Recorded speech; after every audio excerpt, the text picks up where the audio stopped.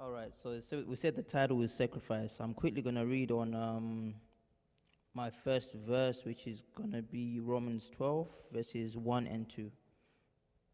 It reads, now I use the Good News Bible. I feel like it's a little bit easier to understand, for those who are not very biblically inclined. All right, so it reads, so then, my brothers and sisters, because of God's grace, because of God's great mercy to us, I appeal to you. Offer yourself as a living sacrifice to God, dedicated to His service and pleasing to Him. This is true worship that you should offer. Do not conform yourselves to the standards of this world, but let God transform you inwardly by a complete change of your mind.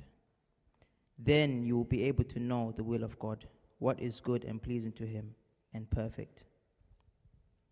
And I'll also pair that with John 12, verses 3 to 5. Okay.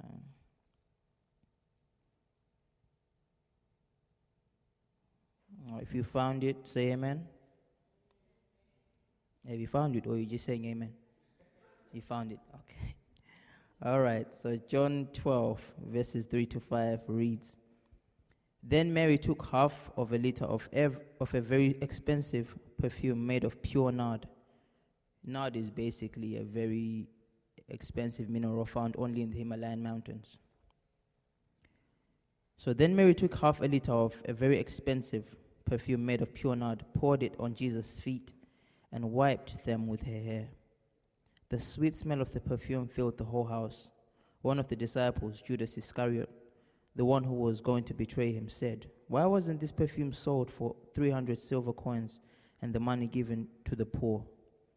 Now, during that time, I found out that 300 silver coins was basically a year's worth of wages. So they didn't understand why such a sacrifice. But I wish I knew more about Mary to understand what it is that made her sacrifice a year's worth of wages to this man whom she hardly knew. So the moral of the story is this. Now, when you know you've made a very good sacrifice, you kind of throw up in your mouth a little bit. Something just churns inside of you because you wonder, have I really put this much into this? You know when you come to church and there's that voice at the back of your head when it comes to offering, where you picture your bank account, you get a good picture of how much you have in there. And then there's a voice in your head that says, give 10% of exactly what's in your account. And then there's that stomach churning feeling where you're like, 10% that's a bit too much, You look at that and you're like, that's a little bit too much to give. But that's when you know that's a sacrifice. If you give that, you have fully given the true meaning of a sacrifice. Because it hurts to give. That's why it's called a sacrifice. If it didn't hurt, it wouldn't be called a sacrifice.